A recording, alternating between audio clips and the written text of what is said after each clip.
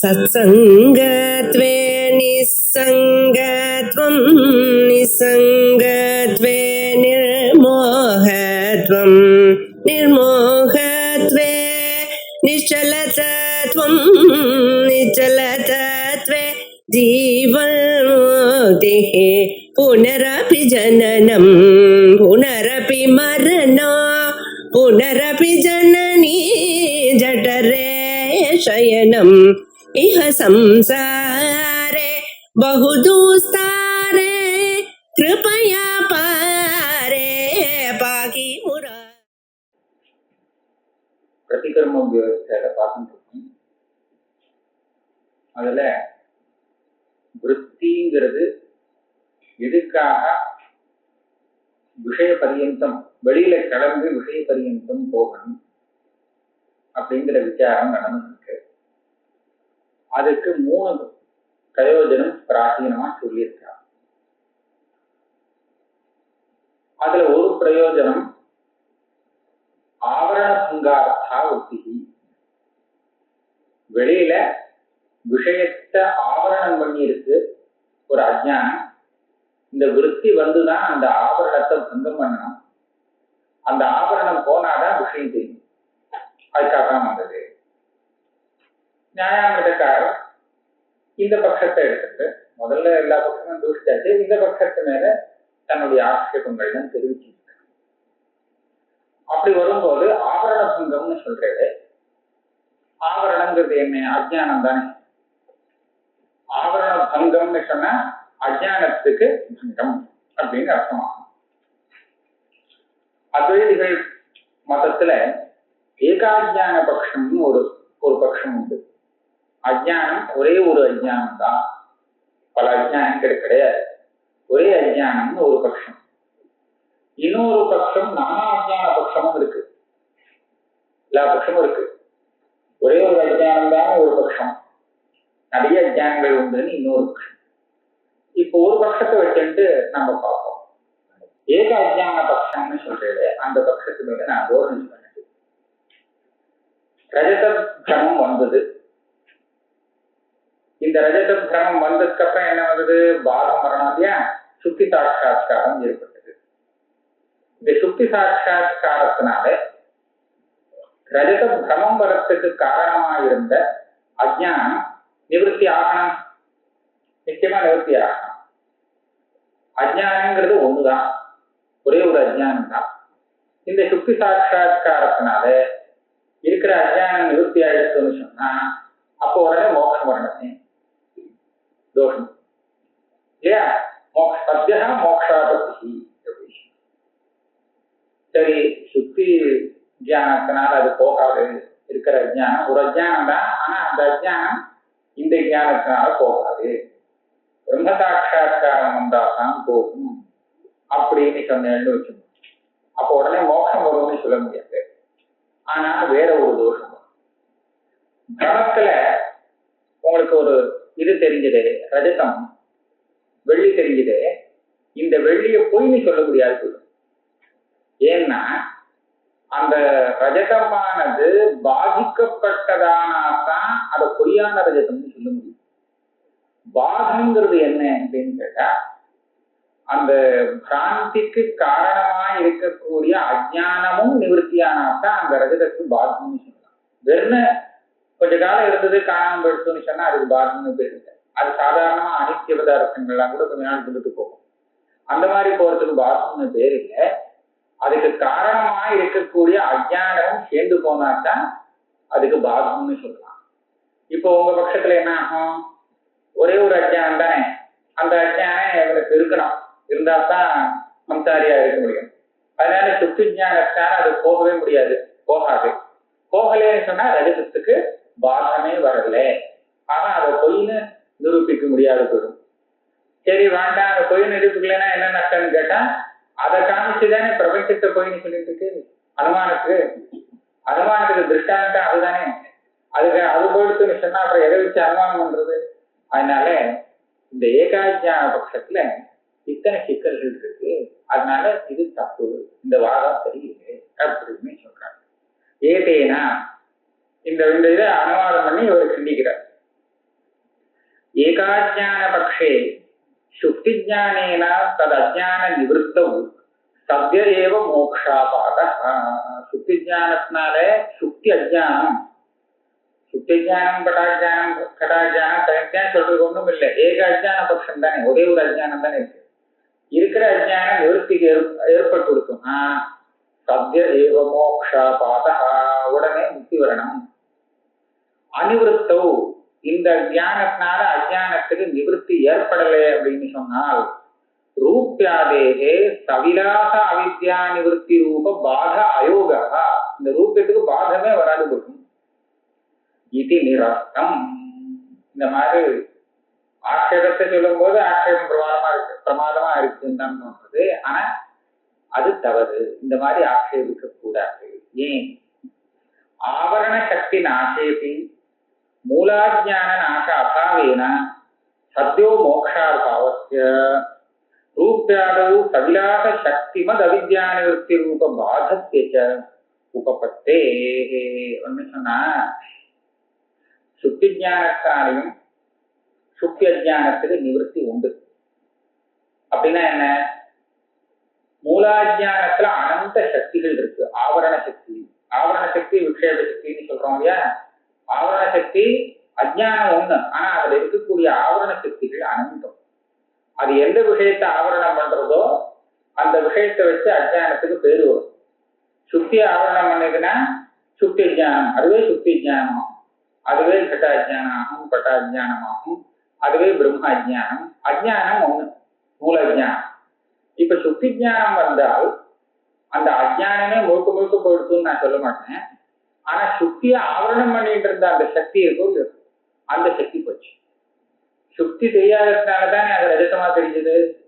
அப்ப சுத்தி தெரியாம போறதுக்கு காரணம் அதுல இருக்கக்கூடிய ஒரு ஆவரண சக்தி. அந்த சக்தி போச்சுன்னா அந்த சக்தியோடு சேர்ந்த அஜ்ஞானம் போனதாக விவகாரம். விசேஷனம் போச்சுன்னா விசிஷ்டம் போச்சுன்னு சொல்றது. சிகீத்வஸ்தா அப்படின்னு, சிகீத்வஸ்தா அப்படின்னு சொன்னா அங்க சிகதான் போயிருக்கு, ஆள் இருக்கான். அப்படி இருக்கும்போது சிகி நஷ்டகான்னு சொல்றதுக்கு என்ன? அந்த மாதிரி பார்க்கும்போது இந்த ஆவரண சக்தி போயிடுச்சுன்னு சொன்னா ஆவரண சக்தி விசிஷ்ட அஜ்ஞானம் போனதாக இருக்கும். ஆக சுத்தி ஞானத்தினால அஜ்ஞான நிவர்த்தி ஆச்சுன்னு சொல்லக்கூடிய விவகாரத்துக்கு விஷயம் என்னன்னா, அந்த சுத்திய ஆவரணம் பண்ணிட்டு இருந்த ஆவரண சக்தியோடு சேர்ந்து அஜ்ஞானம் இல்லை, போயிடுச்சு. அந்த ஆவரண சக்தி போனதுனாலே அதுதான் அந்த பிரமத்துக்கு காரணமா இருந்தது. ஆகையால அந்த பிரமகாரணீபூத அவித்யா நிவர்த்தி அந்த சுத்தி ஞானத்தினால அவசியம் ஏற்படாது. ஆக ரூபத்தை பாதம் வந்தது, அது பாதித்தம் அப்படின்னு சொல்லலாம். அதே சமயத்துல மூலாஜானங்கிறது போகாம அப்படியே இருந்துருக்கு, அது பிரம்மசாட்சா்காரத்தினாலதான் போகும். அதனால சுத்தி ஞானம் வந்ததுலயே இவனுக்கு மோட்சம் வரணும்னு கேட்க முடியாது. இந்த பதில் சொல்றான்.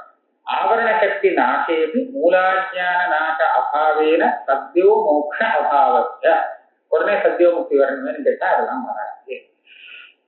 அதே மாதிரி ரூப்யாதௌ சவிலாச சக்தி அவித்யா நிவர்த்தி ரூப பாதத்திய உபபத்தே. ரூபத்துக்கு பாதமும் இருக்கு, உடனே மோட்சம் வந்ததாகவும் ஆகிவில்லை. இதுக்கு மேல் நியாயாமக்காரர் வேற ஒரு கேள்வி கேட்டார். இது ஏகாஜான பட்சத்துல சொன்னதுன்னு வச்சுக்க முடியாது. இருந்தாலும் இப்படி கூட ஒண்ணு இருக்கு, பட்சம் இருக்கு. அதை கண்டிக்கிறார். ஏகாஜான பக்ஷே ரூப்யாதேஹே சுத்தி ஜானேன ஸ்வகாரணே பிரவிலய மாத்திரம் கிரியதே முத்கர பிரகாரேணேவ கடஸ்ய நது அஜ்ஞானம் நிவர்த்தியதே இதி தே மதம் நயுக்தம். தேன வேதாந்தினா, வேதாந்திகள் இப்படி ஒரு பக்கம் சொல்ற பரிபாஷையில கூட இருக்கு. இந்த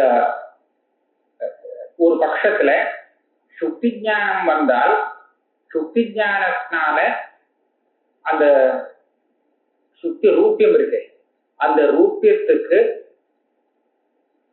பாகம் இல்லை, நிவர்த்தி ஏற்படுறது. பாகம் நிவர்த்தின்னு ரெண்டா பிரிச்சிருக்காங்க. கொஞ்சம் சொல்றேன். அதாவது பரிபாஷையில எந்த பிரகரணத்துல இது வந்ததுன்னு சொன்னா, சொப்பனம் பாக்குறோமோ இல்லை, சொப்பன பதார்த்தங்கள்ல எதுல அதிஷ்டம்னு பிரச்சனை. அதுக்கு அதிஷ்டானம் எது? சுத்த சைத்தன்யம் தான் அதிஷ்டானம் அப்படின்னு. சுத்த சைதன்யம் தான் அதிஷ்டானம்னு சொன்னா அந்த சுத்த சைதன்ய ஞானம் வந்தாதான் அந்த சொப்ன பதார்த்தங்கள்லாம் போகும் இல்லையா? இல்ல அது தெரியாம எப்படி இது போக முடியும்? நமக்கு முடிச்சுட்ட உடனே சொப்னம் காணாம போறது அது எப்படி கேள்வி. அதுக்கு அவர் சொன்னார், சொப்ன பிரபஞ்சத்துக்கு இப்ப பாகம் வரல, அப்ப எங்க போச்சு? காணாம போயிடுச்சேன்னு சொன்னா அதுக்கு நிவர்த்தி ஏற்பட்டு போச்சு. நிவர்த்தி ஏற்படுறதுக்கு அதிஷ்டான சாட்சா்காரம் வரணுங்கிற அவசியம் இல்லை. ஒரு வஸ்துவை பார்த்து முதல்ல பாம்பாக பிரமிச்சான், அதுக்கப்புறம் கிட்ட நேரத்துக்கு அது ஒரு பாம்பு இல்ல இது ஒரு தண்டம் அப்படின்னு இன்னொரு பிராந்தி வந்ததுன்னா அந்த பாம்பு காணாம போயிடுமா இல்லையா? முதல்ல வந்த பிராந்தி போயிடுச்சு. ஆனா இது ரெண்டாவது கூட பிராந்தி தான், அது சரியா இருக்கணுங்கிற அவசியம் இல்லை. ஒரு பிராந்தியால இன்னொரு பிராந்தி நிவர்த்தியாகி இந்த பிராந்தி நிற்கிறது. ஆக ஒரு பிராந்தி நிவர்த்தி ஆகிறதுக்கு அதிஷ்டான சாட்சா்காரம் தத்துவஞானம் வந்தாதான் முடியும்னு ஒண்ணும் அவசியம் இல்லை. ஆனா சரியானபடி பாகம் வரணும்னு சொன்னா தத்துவ சாட்சா்காரம் வரணும். வெறும் நிவர்த்தி மாத்திரம் ஆகணும்னு சொன்னா அப்போ அது தத்துவ சாட்சா்காரம் வரணுங்கிற அவசியம் இல்லைன்னு லோகத்துல பார்க்கணும். சொப்னத்துல உள்ள பதார்த்தங்கள்லாம் இப்ப ஜாகிரத்துல காணாம போறதுக்கு காரணம் என்னன்னா அதுக்கு அதிஷ்டான தத்துவ சாட்சா்காரம் வந்து பாகம் வந்ததாக எடுத்துக்க கூடாது, நிவர்த்தி ஆயிடுச்சு. இப்ப வேற பிராந்தி வந்துருக்கு, ஜாகிரத பிராந்தி. சொப்ன பிராந்தி போச்சு, இது புது பிராந்தி. இந்த ஜாகிரத பிராந்தி வந்ததுனால அந்த பிராந்தி எல்லாம் போயிடுச்சு, காணாம போயிடுச்சுன்னு வச்சுக்கணும். இதுக்கு திருஷ்டாந்தம் கொடுத்திருக்கார். உபாதானம் போகாமலே, அதாவது காரணம் போகாமலே காரியம் மாத்திரம் நிவர்த்தியாகிறது. அது எப்படி? மண்ணால ஆன குடம், இந்த குடத்தை போட்டு உடச்சுட்டான், உடச்சாச்சுன்னா குடம் போயிடுச்சு. ஆனா மண் இருக்கு, மண்ணு போய் மண்ணும் சேர்ந்து போகல இல்லையா? அதனால மண் இருக்கு, காரணம் இருக்கு, காரியம் மாத்திரம் போயிருக்கு. இந்த இடத்துல பாகம்னு சொல்றது இல்லை, இது நிவர்த்தி. இதே மாதிரிதான் அந்த சொப்ன பிரபஞ்சத்துக்கு காரணமா இருந்த அஜ்ஞானம் போகல, ஆனா சொப்ன பிரபஞ்சம் மாத்திரம், சொப்னத்துல பார்த்த பதார்த்தங்கள் மாத்திரம் நிவர்த்தி ஆகிவிடுச்சு. இதை ஒரு திருஷ்டாந்தமா சொல்லியிருக்க. இதை பிடிக்கின்றான். இப்படி நீ சொல்றியோ, இது ஏகாஜ்ஞான பட்சத்துக்கு இதுதான் வச்சுக்கணும். ஏகாஜ்ஞான பட்சத்துல என்ன ஆகும்? அந்த அஜ்ஞானம் இப்போதைக்கு நிவர்த்தி ஆகாது இல்லையா? அப்ப சுத்தி ஞானம் வந்ததுன்னா அது என்ன பண்ணும்? ரூபத்தை வந்து ரஜதத்தை வந்து நிவர்த்தி பண்ணிடும், உடச்செறிஞ்சிடும், அது இல்லாத பண்ணிடும்னு சொல்லணும். இது உன்னுடைய இந்த அஜ்ஞானம் போகாது. சுத்தி ஞானாதிகள்னால அந்த மூல அஜ்ஞானம் போகாது. ஆனா அதனால ஏற்பட்ட சிரமத்துக்கு நிவர்த்தி மாத்திரமாகும் அப்படின்னு நீ சொல்றியோ இல்லையோ, அது தப்பு. இது தேமதம் நயுக்தம்.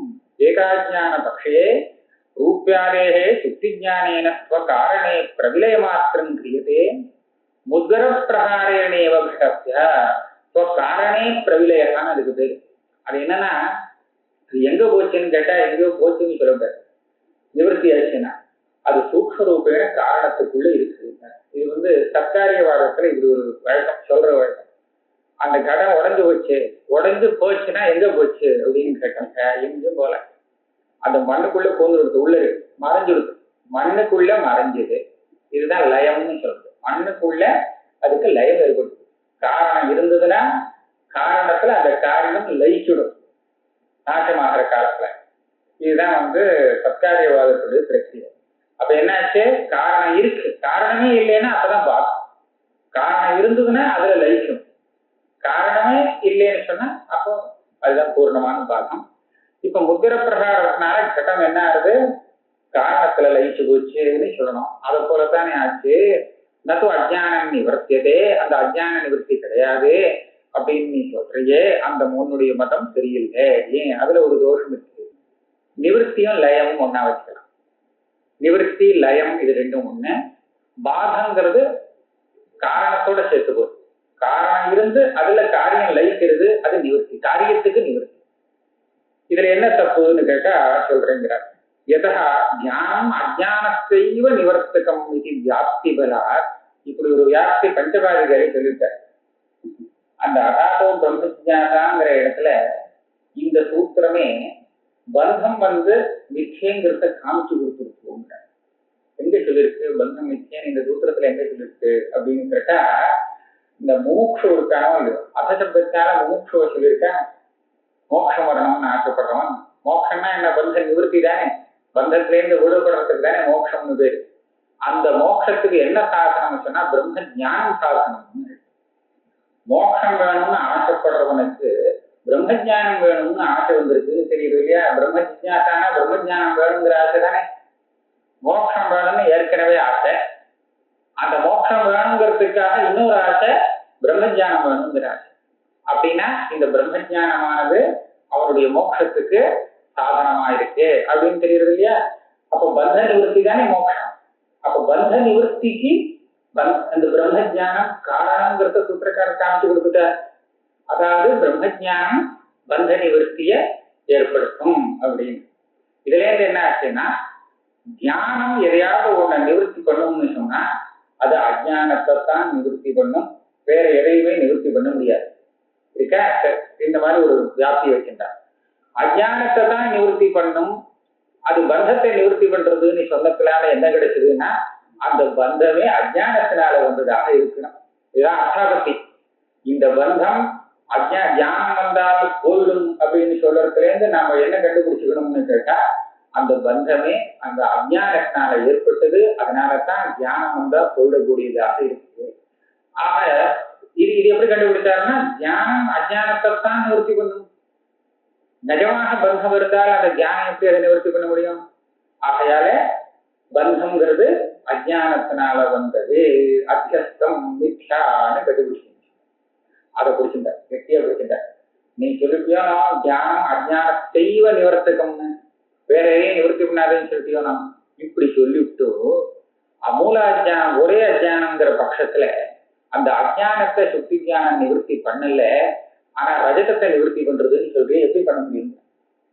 ஏன் இப்ப சொல்லும் போது அஜானம் நிவர்த்தி ஆகாது, ஒரே அஜானம். சுத்தி தியானம் எதை நிவர்த்தி பண்ணிருந்தது? இப்போ ரூபியத்தை நிவர்த்தி பண்ணிட்டு, ஆனா அஜானத்தை நிவர்த்தி பண்ணல அப்படின்னு சொன்ன. நீ வாயால சொல்றது எப்படி? தியானம் அஜான தெளிவ நிவர்த்தகம் அப்படின்னு போட்டுட்ட. அப்படி இல்லையே, அஜானத்தை நிவர்த்தி பண்ணாமலே ரூபத்தை நிவர்த்தி பண்றது நீ எப்படி சொல்ல முடியும்? அதனால நீ சொல்ற வார்த்தைய ஒன்ன மாட்ட வச்சிருக்க. எதோ ஞானம் அஜானத்தைவ நிவர்த்தகம் இது வியாப்தி பலா. இந்த வியாப்தியை பஞ்சபாவியாளர் சொல்லி கொடுத்தாங்க. ஞானத்தை அஜான நிவர்த்தி துவாரா ஏவ அந்நிய விரோதித்துவேனா, ஞானம் வேற எதையாவது நிவர்த்தி பண்ணணும்னு சொன்னா அஜான நிவர்த்தி துவாரான்னு போட்டுக்கணும். ஞானத்தால் அஜானம் போகும், அஜானம் போச்சுன்னா அதனுடைய காரியமா இருக்கிறதுனால இன்னொன்னு போகும். இப்படித்தான் பண்ணி ஆகணும். அஜான நிவர்த்தி துவாரைவ அந்நிய விரோதித்வேனா அஜானம் அநிவர்த்திய ரூபியாதி நிவர்த்தகத்துவ அயோகா. அஜானத்தை நிவர்த்தி பண்ணாமல் நேரடியா அந்த ரூபியத்தை இந்த ஞானம் நிவர்த்தி பண்ண முடியாது. ஏன்னா ஞானம் அது, ஞானம் நிவர்த்தி பண்ண அஜானத்தை தான் நிவர்த்தி பண்ணும். அஜான நிவர்த்தி பண்ணி அது மூலமாக வேற எதையாவது நிவர்த்தி பண்ணிக்கணும் தற்காரியத்தை. அஜானத்தை ஒன்றும் பண்ணாமல் அதனுடைய காரியத்தை மாற்றம் இந்த ஞான நிவர்த்தி பண்றதுக்கு முடியவே முடியாது. சுக்தி ஞானேன அஜான அனிவருத்தவும் இல்ல, நிவர்த்தவும் இல்ல, அனிவருத்தவும்னு தெரிஞ்சுக்கணும். அஜான அனிவருத்தவும் அபிவியக்த சைதன்ய சம்பந்த அபாவேன கிராந்தௌ இவ பாதேபி சுக்தேர் அப்பிரகாசாபத்தே. இன்னொரு தோஷம்னு சொல்றேன். முதல்ல நீ சொன்னது தப்பு, உன்னுடைய வியாப்திக்கே விரோதமா இருக்குங்கிறது ஒண்ணு. இன்னொன்னு என்னன்னா, இந்த சுத்தி ஞானத்தால அந்த அஜானம் போகலைன்னு ஒத்துக்கிறேன். அஜான நிவர்த்தி ஆகலை. அஜான நிவர்த்தி ஆகலைன்னா என்ன ஆகும்? அபிவியக்த சைத்தன்ய சம்பந்தம் சுத்திக்கு வரலை. நான் என்ன கேட்கிறேன், அந்த ரூபியம் கம் ஏற்பட்டதோ இல்லையோ, அப்ப சுத்தி ஏன் தெரியல? சுத்தி தான் அங்க இருக்கு, நிஜமா சுத்தி இருக்கு. அப்படி இருக்கும்போது அது ஏன் தெரியல அப்படின்னு சொன்னா அஜானம், அதாவது சுத்தியவச்சின்ன சைத்தன்யம் அஜானத்தினால ஆவృతமாக இருக்கிறதுனால அந்த சைத்தன்ய அபிவியக்தி ஏற்படலை. ஆவரணம் இருக்கிறதுனால அபிவியக்த சைத்தன்ய சம்பந்தம் சுத்திக்கு ஏற்படலை, அதனால சுத்தி பிரகாசிக்கலை. இப்படிதானே சொல்லணும். அபிவியக்த சைத்தன்ய சம்பந்தம் வந்தால் அந்த வஸ்து பிரகாசிக்கும். இங்க ஆவரணம் இருக்கிறதுனால அபிவியக்த சைத்தன்ய சம்பந்தம் சுத்திக்கு வரல, தெரியல அப்படின்னு. இப்ப நான் என்ன கேட்கிறேன், அந்த அபிவிருத்த சைத்தன்ய சம்பந்தம் இப்ப மாத்திரம் வந்து விடுவான்? ஏன்னா அஜ்ஞானம் போகல. எந்த அஜ்ஞானம் ரூபியத்தை நிவர்த்தி ரூபிய கிரமத்துக்கு காரணமா இருக்கோ அந்த அஜ்ஞானத்தை இந்த சுத்தி ஞானம் விரட்டவே இல்லை. அது அப்படியே இருக்கு. அப்படியே இருந்தால் அந்த அதே மாதிரிதானே அபிவிருத்த சைத்தன்ய சம்பந்தம் வராது. வரலன்னு சொன்னா இந்த பிராந்தி நிவர்த்தி ஆனதுக்கு அப்புறம் கூட உனக்கு சுத்தி தெரியாமலே போகணும். இந்த இன்னொரு தோஷம் சுத்தேகே அப்பிரகாஷாபத்தே சுக்தி ஜானேன அஜ்ஞான அனிவருத்தவு. சுக்தி ஜானத்தால அஜ்ஞானம் நிவர்த்தி ஆயிட்டா பரவாயில்ல. ஏன்னா அஜ்ஞானம் இருக்கும்போது அபிவிருத்த சைத்தன்ய சம்பந்தம் இருக்கலே, அதனால சுத்தி தெரியல. அஜ்ஞானம் போச்சு, இப்ப அபிவிருத்த சைத்தன்ய சம்பந்தம் இருக்கு, சுத்தி பிரகாசிக்கிறது சொல்லலாம். ஆனா சுத்தி ஞானத்தால அந்த அஜ்ஞானம் நிவர்த்தி ஆகலேன்னு சொல்ற பட்சத்துல இப்ப அபிவிருத்த சைத்தன்ய சம்பந்தம் அந்த சுத்திக்கு வராது போயிடும். வரலன்னு சொன்னா பிராந்தம் இவ பிராந்தி காலத்துல எப்படி அந்த சுத்தி தெரியாம போச்சோ அதே மாதிரி பாதே அப்படி அந்த பிராந்தி போனதுக்கு அப்புறம் கூட சுத்தேகே அப்பிரகாஷா பத்தேஷ்ட திரும்பி சுத்தியா தெரியாது போகும். இது நல்ல பெரிய தோஷமா சொல்லிட்டார் ஏகாஜான பட்சத்துல. நிறைய அஜ்ஞானம் சொன்னோம்னா நமக்கு இந்த கஷ்டங்கள் இல்லை. இது ஏன்னா சித்திகார பதில் சொல்றார். யதோ ஞானம் அஜ்ஞானத்தைவ நிவர்த்தகம் இது வியாப்தேகே உச்சேத விஷயத்வாத். ரொம்ப சுருக்கமா பதில் சொல்லிட்டார். இவர் இவ்வளவு பேசினார், அவர் இத்தனை மாத்திரம் சொன்னார். அதாவது வியாப்தி பஞ்சபாதிகளை சொல்லிக் கொடுத்தார். அந்த வியாப்தியை பிடிச்சிட்டு நீ மேல மேல பேசிட்ட, நிறைய பேசினேன். ஆனா அவர் சொன்ன வியாப்தியுடைய அர்த்தம் என்ன? உச்சேதம் நிவர்த்தி ரெண்டு. நிவர்த்தி சொன்னது ஒண்ணு சரியா, பாகங்கிறது இன்னொன்னு. உச்சேதம்னு சொன்னா காரணத்தோட சேர்த்து வேரோடு பிடிங்க எறிஞ்சிருது. வேற விட்டு வச்சுட்டு மேலேந்து செடியை மாத்திரம் வெட்டுனா திரும்பி வரும், திரும்ப மாற்றி வரும். வேரோட சமூலமாக போக்குறது அப்படின்னு சொல்றதுக்கு உச்சேதம்னு பேர். இப்ப இங்க ஞானம் அஜானத்தை தான் நிவர்த்தி பண்ணும்னு சொல்ற இடத்துல அந்த நிவர்த்திங்கிறது இருக்கு, வெறும் காரிய நிவர்த்தி மாத்திரம் இல்லை, உச்சேதம். இதுக்கு மேல திரும்பி வராத அளவுக்கு காரணத்தோட சேர்த்து நிவர்த்தி பண்றதுன்னு. அந்த இடத்துல ஞானம் ஒரு பொருளை அதோட காரணத்தோட சேர்த்து நிவர்த்தி பண்ணணுமே, ஆனால் அது அஜானஜன்யமாக இருக்கணும். வேற சத்தியமான பொருளை அந்த மாதிரி பண்ணாது. இது அந்த பஞ்சபாதிகாருடைய அர்த்தம், அவருடைய வியாப்திக அர்த்தம். நீ பொதுவா சாமான்யமா எடுத்து பேசிட்ட. இப்ப இங்க என்ன ஆச்சு, அந்த வியாப்திக்கு ஒன்றும் விரோதம் இல்லை. இப்ப சுத்தி ஞானம் அந்த ரஜதத்தை உச்சேதம் பண்ணல.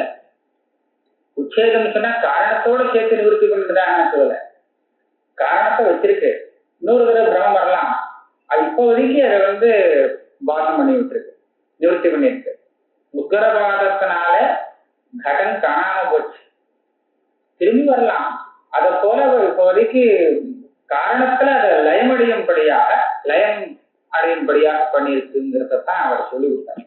அதனால அந்த வியாப்தியை வச்சுட்டு நீ இப்ப கேள்வி கேட்க முடியாது. ஒண்ணு ஸ்வகாரணே சூக்ஷ்ம ரூபேண அவஸ்தானே தது அனங்கீகாரா. அந்த இடத்துல ஞானம் உச்சேதம் பண்ணல. அஜானங்கிற தன் காரணத்துல அந்த சுத்து ரூபத்தை சூக்ஷ்ம ரூபமாக உட்காந்து வச்சிருக்கு இந்த ஞானத்தினால. இந்த மாதிரி லயம் ஏற்படுற இடத்துல அந்த மாதிரி உச்சேதம் சொல்ல முடியாது. இப்ப கேள்வி வரும், அப்படியானால் அந்த அஜ்ஞானம் நிவர்த்தி ஆகாத பட்சத்துல எப்படி அதை சுத்தி தெரிய முடியும்? முன்ன போலவே இப்பவும் தெரியாம போகணுமே அப்படின்னு நான் சொல்றேன். சுத்தி ஞானத்தை அனவச்சின்ன சைதன்யாவரண ரூப மூலாஜ்ஞான அனிவர்த்தகத்வேதி அவச்சின்ன சைதன்யாவரண ரூப தூலாஜ்ஞான நிவர்த்தகத்வேன அபிவ்யக்த சைதன்ய சம்பந்தா பாத தசாயாம் ரூபிய நிவர்த்தி சுக்தி பிரகாசயோரபி உபபத்தே. சொல்ற மூல அஜ்ஞானம் ஒண்ணுன்னு சொன்னாலும் அதுல இருக்கக்கூடிய ஆவரண சக்தி அனந்தம்னு வச்சுட்டு இருக்கும். அதுவும் ஞாபகம் வச்சுக்கணும். ஒவ்வொரு ஆவரணம் ஒவ்வொரு விஷயத்தை ஆவரணம் பண்ணிட்டு இருக்கு. இப்ப இந்த சுத்தி ஞானம் என்ன பண்றது, அந்த அஜ்ஞானத்துல இருக்கக்கூடிய சுத்தியை மறைக்கக்கூடிய ஒரு ஆவரண சக்தி இருக்கு, சுத்திய சின்ன சைதன்யத்தை மறைக்கக்கூடிய ஆவரண சக்தி, அந்த சக்தியை நிவர்த்தி பண்றது. அந்த மூலாஜானம்ங்கிற பெயர்ல அது எந்த சுத்த சைதன்யத்தை மறைக்கிறதோ அந்த ஆவரண சக்தியை இதனால நிவர்த்தி பண்ண முடியாது. ஆனால் சுத்திவச்சின்ன சைத்தன்யத்தை மறைக்கக்கூடிய ஆவரண சக்தியை இந்த சுத்தி ஞானங்கிறது போக்கும். அதனால என்ன ஆகுது, அவச்சின்ன சைதன்ய ஆவரணம், இந்த ஆவரணத்துக்கு தூலாஜானம்னு பேரு. இந்த தூலாஜானத்தை நிவர்த்தி பண்றதுனால அபிவியக்தமான சைத்தன்ய சம்பந்தம் அந்த சுத்திக்கு இப்போ ஏற்படுறது, ஆவரணம் போனதுனால. அப்ப அபிவியக்த சைத்தன்ய சம்பந்தம் வந்தா அந்த சுத்தி பிரகாசிக்கிறது. இதுக்கு முன்னாடி எப்படி இருந்தது, அந்த ஆவரணம் இருந்தது. சுத்தி ஞானம் வராத பட்சத்துல கமக்காலத்துல சுத்தி ஞானம் இவனுக்கு இருக்கல, அப்ப அந்த ஆவரணம் இருந்தது. அதனால அபிவியக்த சைத்தன்ய சம்பந்தம் சுத்திக்கு ஏற்படல, சுத்தி பிரகாசிக்காம இருந்தது. இப்போ அந்த ஆவரணம் போச்சு சுத்தி ஞானத்தினால, அதனால அபிவியக்த சைத்தன்ய சம்பந்தம் இருக்கு, சுத்தி பிரகாசிக்கிறது. அதனால சுத்தி பிரகாசம் வரலாம், ரூப நிவர்த்தி வரலாம், எல்லாமே வரலாம், மூலாஜானம் அப்படியே இருக்கலாம். நச்ச உபாதேய பூதயா விருத்தியா உபாதானபூத அவித்யா அபிபவா நகடதே. உபாதேயேன உபாதான அபிபவ அதர்சனாதி வாக்கியம். இப்ப வேற ஒரு கேள்வி கேட்டான். இந்த விருத்தி அஜ்ஞானத்தை அடக்கிறது, அதாவது அதனுடைய ஆவரண சக்தியை நிவர்த்தி பண்றது அப்படின்னு சொன்னாலே இதுக்கு அபிபவம்னு பேர் வச்சுப்போம். அபிபவம்னா அது வேலை செய்யக்கூடிய தன்மையை இல்லாம பண்ணிடுறது. இதுக்கு மேல அது ஒண்ணும் வாழாட்ட முடியாது. இந்த மாதிரி பண்றது அஜ்ஞானத்தை பூரா நிவர்த்தி பண்ணல, ஆனா ஆவரண சக்தி இல்லாம அதை அபிபவம் பண்றதுன்னு சொல்லியிருக்கு. இது பண்ண முடியாது. ஏன், இந்த விருத்தி கூட அந்த அஜ்ஞானத்துடைய காரியம் தானே. அஜ்ஞானத்தை உபாதான காரணமாக கொண்டதுதான் விருத்தியும். அந்த ஒரே அஜ்ஞானம் தான் சமஸ்த பிரபஞ்சத்துக்கும் பரிணாம உபாதானமாக இருக்கு. அப்படி இருக்கும்போது இந்த விருத்தி இருக்கே, விருத்தி கூட அதனுடைய காரியம் தானே.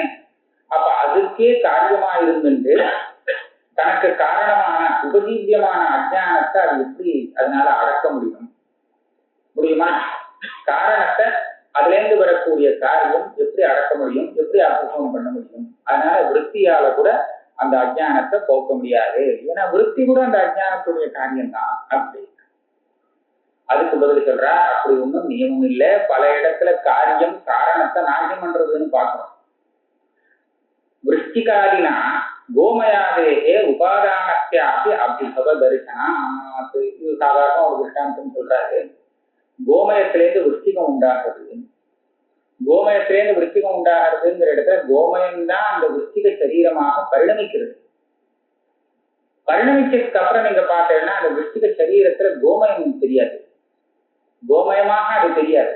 அப்ப என்னாச்சு, உபாதானமான அந்த கோமயத்தினுடைய ரூபத்தை அது மறைச்சுடும், இல்லாம பண்ணிடும். விருஷ்டிகம் பார்த்தீங்கன்னா அது கோமயமாக இருக்காது, மண்ணால பானை மண்ணாவே இருக்கும். ஆனால் கோமயத்தினால வந்த விருஷ்டிக்கும் கோமயமா இருக்காது. மண்ணால ஆன மரம் இருக்கு, மண்ணில இருந்து தானே வருது. பலவிதமான பரிணாமத்தை அடைஞ்சு அது மண்ணுன்னு சொல்ல முடியாது, வித்தியாசமா இருக்குன்னு பஞ்சபாதிகா காட்டுறதை காமிச்சிருக்காரு. அதனால உபாதான அபிபவம் பல இடத்துல இருக்கு. மண்ணுதான் அது ஒரு பரிணாமத்தை அடைஞ்சு மரமா கட்டையா வந்துருக்குது. கட்டையா வந்தா இது காட்டான், இது மண் இல்லை அப்படின்னு நம்ம பேசுறோமோ. மண் பானையா வரும்போது, பானையா இருக்கும்போது அந்த மண்ணினுடைய ரூபம் அபிபூதமாக ஆகிறது இல்லை, மறைகிறது இல்லை, இருக்கு, நன்னாவே படிச்சுன்னு தெரியுது. ஆனா கட்டையா மாறும்போது மண்ணினுடைய அந்த ரூபம் மறையிறது. அதுதான் அபிபவம்னு சொல்றது. அதனால உபாதானத்தினுடைய ஸ்வரூபத்தை உபாதேயம் மறைக்காதுன்னு நியமம் கிடையாது. மறைக்கவும் மறைக்கலாம், மறைக்காமலும் இருக்கலாம், எப்படி இருக்கோ அதுக்கு தகுந்தாப்புல வச்சுக்க வேண்டியது. அதனால விருத்திங்கிறது அந்த மூல அஜ்ஞானத்தினுடைய காரியமாக இருந்தால் கூட தனக்கு காரணமான மூல அஜ்ஞானத்தை அபிஷேகம் பண்ணலாம். அதனால சித்த நேரத்துக்கு அந்த சுத்தியை மறைக்காம வச்சுக்க முடியும். இதான் சொல்றாரு. விருஷ்டிகாதினா கோமயாதேகே உபாதானஸ்யாபி அபிபவ தரிசனம். ஆரம்பவாத அனபிபகமாச்ச கோமயாவயவானாம் உபாதானத்தை சிந்தா. நடுப்புற ஒரு கேள்வி வரும், அதுக்கு மேல இந்த கிரந்தம் என்ன கேள்வி வருது? நீங்க சொன்ன திருஷ்டாந்தத்தை நான் ஒக்க முடியாது. விருஷ்டிகம் கோமயத்திலேருந்து வந்ததுங்கிறது கிடையாது. நையாயிக்க என்ன சொல்லுவான், பால் தயிராச்சுன்னா அது ஒத்துக்க மாட்டான். பால் தானே நமக்கு தயிரா இருக்கு சாதாரணமா. பாலை வர ஊத்தினா தயிரா இருக்கு இல்லையா? பால் தயிர் ஆக முடியாது. ஆரம்பவாதத்துல எப்படின்னா இந்த பரமாணுக்கள் இந்த பால்ல உரபுத்தியாச்சுன்னா அந்த பால் முழுக்க பிரிஞ்சு அதுல பரமாணுல சலனம் ஏற்பட்டு அந்த பரமாணு எல்லாம் பிரிஞ்சு பாலே இல்லாத போயிடும். பாலே இல்லாமல் வெறும் பரமாணுவா ஆயிட்டு அதுக்கப்புறம் அந்த பரமாணுல வேற பாக்கத்தினால ரூபரச அந்த ரசாதிகள் எல்லாம் மாறி புதுசா சேர்ந்து தயிர் உண்டாகும். ஆக பால் தயிர் ஆகல. சரி, பரமாணு பால் பரமாணு தானே தயிர் பரமாணுவா ஆகி அப்புறம் தயிரா வந்திருக்குன்னு கேட்கக்கூடாது. இந்த பால்துவம் தயிர்த்துவம் இதெல்லாம் இருக்கு, பயத்துவம் கதித்துவம் இதெல்லாம் திரவியத்துவம் வியாப்தி ஜாதி. திரவியத்துவத்துக்கு வியாப்தியான ஜாதிலாம் பரமாணுல வராது. பரமாணுல பிருத்திவித்துவம் ஜலத்துவம் தேஜஸ்துவம் வாயுத்துவம் இதை தவிர வேற அதை விட கீழ் சின்ன ஜாதிகள்லாம் எதுவுமே கிடையாது. எல்லா பரமானும் ஒரே தயிர் பரமானும் பால் பரமானும் கிடையாது. பரமானும் இதனால வரக்கூடிய அந்த காரியங்கள்ல அந்த பாலாக இருக்கும், தயிராக இருக்கும், இந்த மாதிரி. ஆக பாலாக இருக்கிற ஒரு வஸ்து தயிராக ஆகல, பால் போச்சு. அதை உண்டாக்கக்கூடிய அந்த பரமாணுக்கள் இருக்கு, அதே பரமாணுக்கள் இப்ப தயிரை உண்டாக்குனது. இப்படிதான் நையாயிரம் சொல்லுவான்.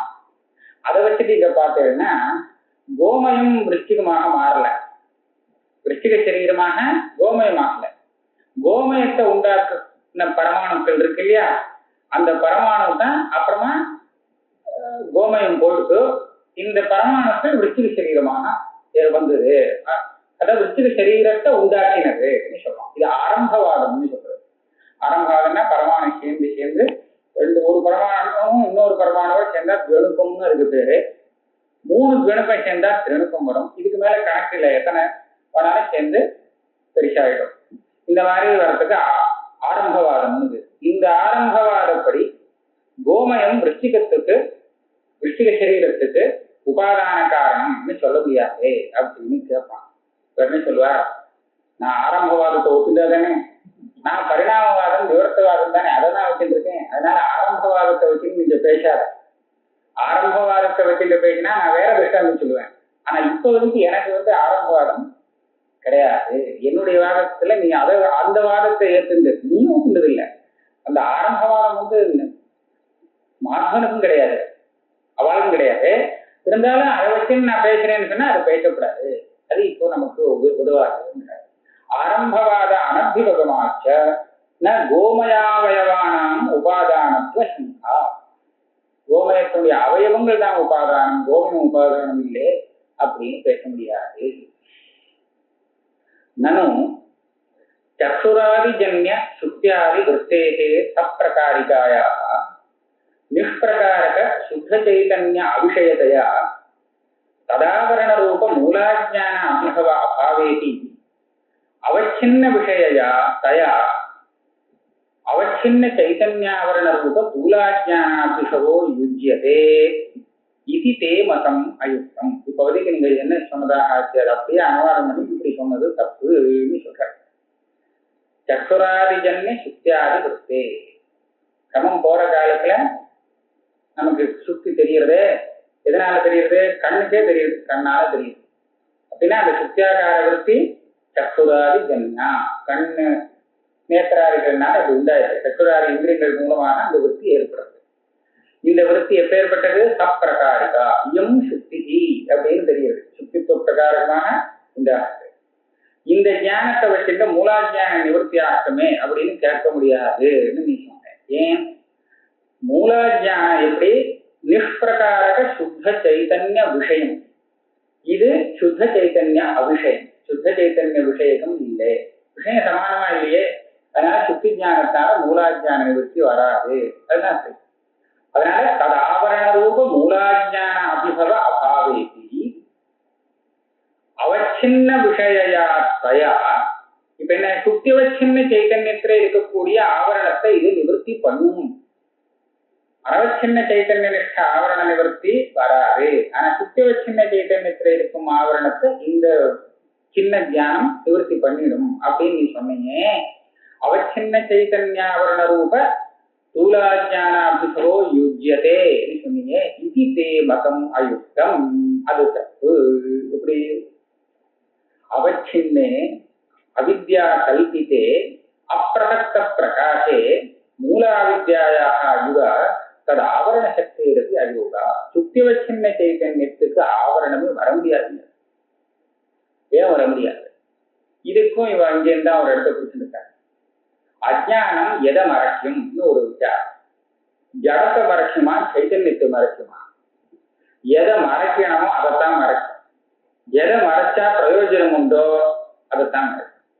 எதை மறைக்க வேண்டிய அவசியம் உண்டோ அதுதான் மறைக்கும் இல்லையா? இப்ப எதை மறைக்க வேண்டிய அவசியம் இருக்கு? சைதன்யத்தை தான் மறைச்சா.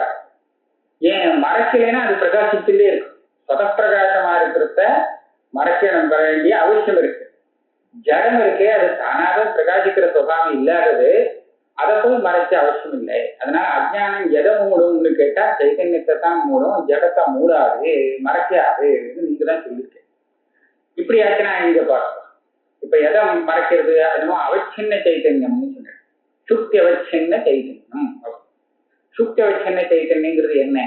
அது ஒரு கல்பிதம். அவித்யா கல்பிதமான பதார்த்தம். அவித்யா கல்பிதமான பதார்த்தத்தை எதுக்காக மறைக்கணும்? நித்திய சித்தமா இருக்கக்கூடிய சைத்தன்யத்தை தான் அது மறைக்க வேண்டிய அவசியம் உண்டு.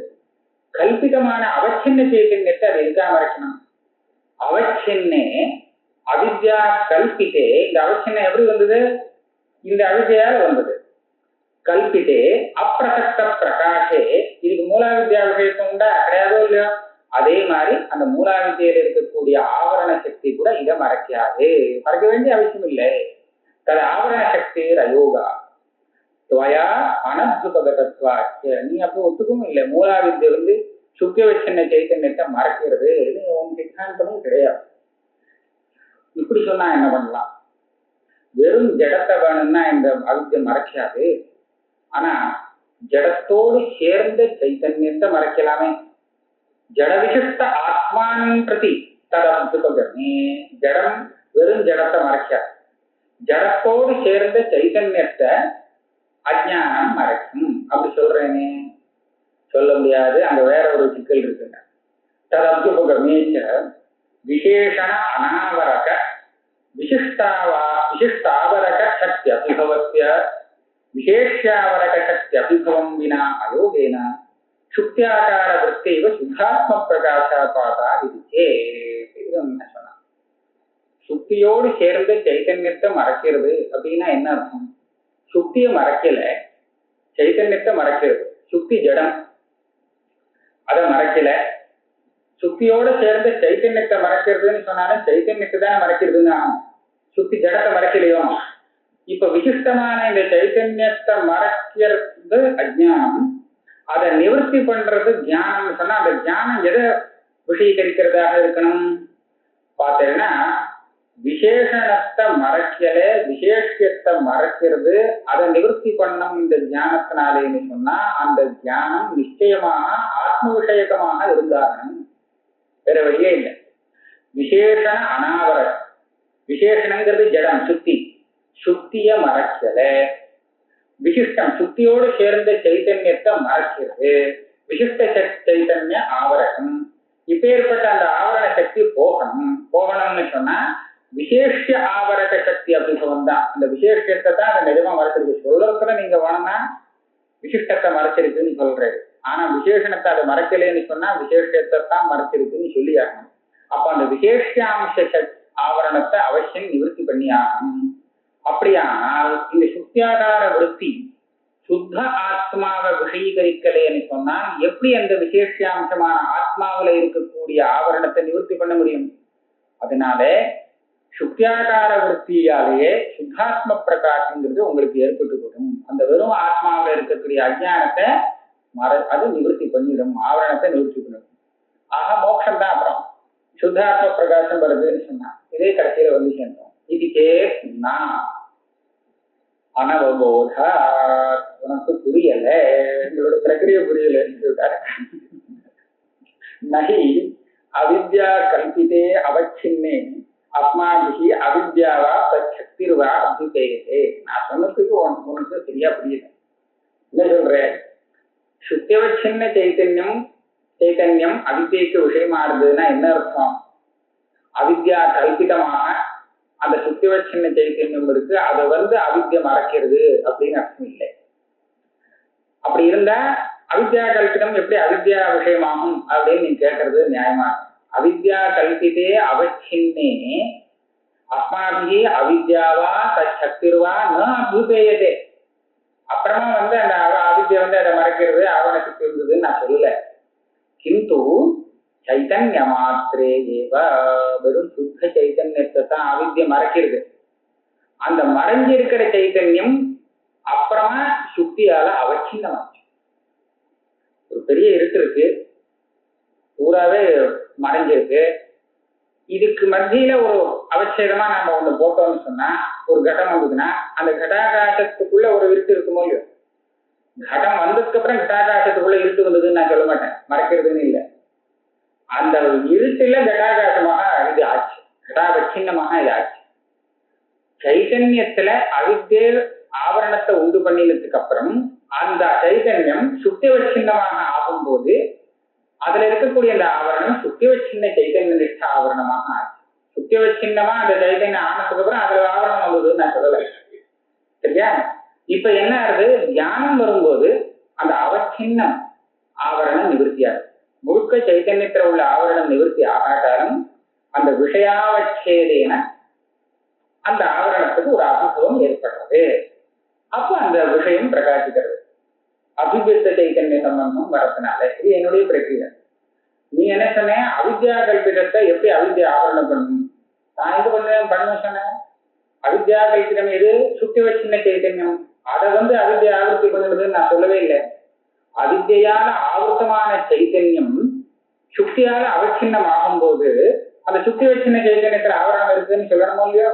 ஏற்கனவே இருக்கிற ஆவரணம் இப்ப சுத்தி அவச்சின்னமாக ஆச்சு. இது நான் சொல்ற விதம். किंतु चैतन्य मात्रे एव तस्मिंस्तु सर्वं जडम अभ्यस्तम अस्ति इति एकाश्रयाश्रितत्व संबंधात् जडावच्छिन्नं चैतन्यम आवृतम् इति व्यपदेशः. அந்த ஜட சுத்தியாதி அவச்சின்ன சைத்தன்யம் ஆவృతமாக இருக்குன்னு சொல்றதுக்கு என்ன அர்த்தம்? வெறும் சைத்தன்யம் முதல்ல ஆவృతமா இருக்கு, அப்புறம் அது சுத்தி அவச்சின்னமாக ஆச்சு, அப்ப சுத்தி அவச்சின்ன சைத்தன்யமும் ஆவృతமா இருக்கு. ஏகாஸ்ரய ஆசிரியம். எந்த ஆவரணம் சைத்தன்யத்துல ஏற்கனவே இருக்கோ அதே சைத்தன்யம் சுத்தியாலையும் அவச்சின்னமாக ஆச்சு. அதுலதான் ஜடமும் அத்தியஸ்தமாச்சு. அப்ப ஒரே சைத்தன்யம் ரெண்டுக்கும் ஆதாரமா இருக்கு. ஆவரணத்துக்கும் ஆதாரமாக இருக்கு, இந்த ஜடத்துக்கும் ஆதாரமா இருக்கு. அதனால ஜடாவச்சின்னம் சைத்தன்யம் ஆவருத்தம்னு சொல்லிட்டு இருக்கு. घटाद्याकार वृत्त्याहु तद अधिष्ठान चैतन्य अभिव्यक्तो तदवच्छेदेनैव तन्निष्ठ आवरणाभिभवः जायते इति न शुद्धात्म प्रकाशापत्तिः. இப்ப விருத்தி வரும்போது என்ன ஆகுது? அந்த விஷயாவச்சேதேன அந்த ஆவரணங்கிறது விலகிறது. முழுக்க ஆத்மாவரணம் போயிடல, அது போச்சுனாதான் மோட்சம். அந்த விஷயத்துல கொஞ்சம் பிரகாசம், அந்த ஆவரணம் விலகிறது. இதுதான் நான் அவச்சின்ன சைத்தன்ய ஆவரண பந்தம்னு சொல்றேன். அதனால சுத்தாத்ம பிரகாசம் வருங்கிறது கிடையாது. இதெல்லாம் சங்கேப சாரீரகத்திலே சொல்லியிருக்கார். தருத்தம் சங்கேப சாரீரகே ஆசிரயத்துவ விஷயத்துவ பாகினி நிர்விபாக சிதிரேவ கேவலா பூர்வசித்த தமசோதி பச்சிமோ நாசிரயோகோதி நாபி கோச்சரா. சமகான்னு சொன்னா இந்த அஜ்ஞானம்னு வாங்கிக்கணும். இந்த அஜ்ஞானத்துக்கு ஆதாரம் ஒண்ணு வேணும், விஷயம் ஒண்ணு வேணும். அஜ்ஞானத்துக்கு விஷயம் எது, ஆதாரம் எது, ஆசிரியம் எது? ரெண்டும் சைத்தன்யம் தான் சொல்லணும். நிர்விபாக சிதி, அந்த சைத்தன்யத்துல நீங்க ஜீவ சைத்தன்யமா ஈஸ்வர சைத்தன்யமா இந்த இதே கிடையாது. இதெல்லாம் அஜ்ஞானத்தினால அப்புறமா வந்ததுன்னு சொல்ல வேண்டியிருக்கும். அஜ்ஞான கல்பிதம். எது ஆசிரியம் எது விஷயம் அப்படின்னு கேட்டா சைத்தன்யம் சொல்லிட்டு விட்டுற வேண்டியது. சுத்த சைத்தன்யம் தான் அஜ்ஞானத்துக்கு விஷயமானது, சுத்த சைத்தன்யம் தான் அந்த அஜ்ஞானத்துக்கு ஆதாரமாகவும் இருக்கு. அதுதான் காரணம் காமிச்சார். பூர்வசித்த தமசா ஜீவ சைத்தன்யம் ஈஸ்வர சைத்தன்யம் அது இதுன்னு சொன்னா இது எல்லாமே அவித்யா பிரயுக்தம். அவித்யா பிரயுக்தமா இருக்கக்கூடிய ஒரு பதார்த்தம் அவித்யக்கு முன்னாடியே அதுக்கு பிரயோஜகமா இருக்கக்கூடிய அவித்யக்கு எப்படி ஆதாரமாக முடியும், எப்படி அதுக்கு விஷயமாக முடியும்? அதனால பூர்வ சித்த தமசா முதல்லயே சித்தமா இருக்கக்கூடிய அந்த அஜ்ஞானத்துக்கு அப்புறமா வரக்கூடியது ஆச்சரியமாகவும் ஆக முடியாது, விஷயமாகவும் ஆக முடியாது. அதனால வெறும் சைதன்யம், சுத்த சைதன்யம் தான் அதுக்கு ஆச்சரியம், அதுதான் விஷயம்.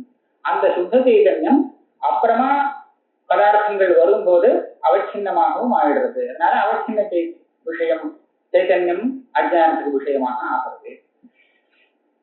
பகு நிகத்திய கிமத்திர வதாமியம் ஸ்ருணுத சங்கிரகம் அத்வய சாசனே சகல வாங்மனசாதி கதா சிதி சகல வாங்மனச விவகாரதா சிதிக்க. இதுவும் அங்கதான் சொல்லிட்டேன். அதாவது இது மேல நிறைய சொல்ல வேண்டிய அவசியமே இல்லை. சங்கிரகம்னா சங்கேபமா விஷயத்தை சொல்றேன். ஸ்ருணுத சங்கிரகம் அத்வய சாசனே. அத்வைத சாசனம்னா சாஸ்திரம். இந்த அத்வைத சாஸ்திரத்துடைய சாரத்தை ரொம்ப சங்கிரகமா சொல்றேன். சிதி சைத்தன்யங்கிறது எப்படி இருக்கு? சகல வாங் மனசாதிகதா. சைத்தன்யமானது வாக்கு மனசு இது எல்லாத்துக்கும் அப்பாற்பட்டப்பட்டது. இந்த வாங் மனசத்தினால விஷயீகரிக்கக்கூடியதாக இல்லை.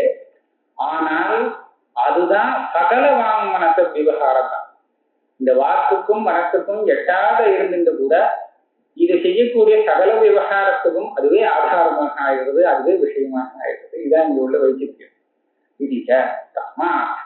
அவித்யாயாம் சத்தியாமதி அந்த ஏகாஜ்ஞான பட்சத்துல அவித்யங்கிறது போகாம இருந்துட்டே இருந்தால் கூட சக்தி அபிபவாத்வா அப்பப்போ வரக்கூடிய ஞானத்தினால அதனுடைய சக்தி நிறைய சக்தி இருக்கு. ஆவரண சக்திங்கிறது அபிபவம் ஆறுது, இப்படியாவது சொல்லலாம்.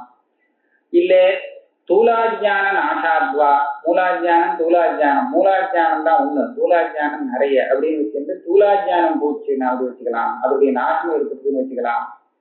அவஸ்தா விசேஷ பிரத்யவாத்வா இதுக்கு அவஸ்தா அஜானம்னு சொல்றான். இந்த அவஸ்தை இப்போ அந்த அஜானத்துக்கு இல்லை அப்படின்னாவது சொல்லலாம். ஏகதேச நாசாத்வா ஒரு பக்கமா அந்த அவித்யங்கிறது நாசத்தை அடைஞ்சுடுத்து அப்படின்னு சில பேர் சொல்றார். பீருபட்டவர் அபசரணாத்வா விருத்தி வந்த காலத்துல அந்த ஆவரணம் இருக்கு, அது பயந்து ஓடிடும். வெளிச்சம் வரும்போது அந்த இருட்டு இருக்கே இங்கேருந்து ஓடி வேற இடத்துக்கு போடும். வெளிச்சம் இருக்கிற இடத்துல இருக்காது. தீபத்தை ஆண்ட போயாச்சுன்னா திரும்பி வந்துடும். அப்படி சொல்ற மாதிரி பயந்த பீரு பட்டக்கான யுத்தத்துல அந்த யாரு சைனிகன் வந்து பயந்து விட்டான்னு வச்சுருந்தோம், ஓடி போடுவான். அப்புறமா வருவான். ஓடி போனாலும் திரும்பி வருவானோ இல்லையோ, அத போல இது வந்து போயிட்டு ஓடி போயிட்டு அந்த பிரகாசம் வரும் காலத்துல ஓடி போயிடும். அது போயிடுச்சுன்னா திரும்பி வரும். பீருபட்டவத்து அபசரணாத்வா கடவத்து சம்வேஷ்டனாத்வா.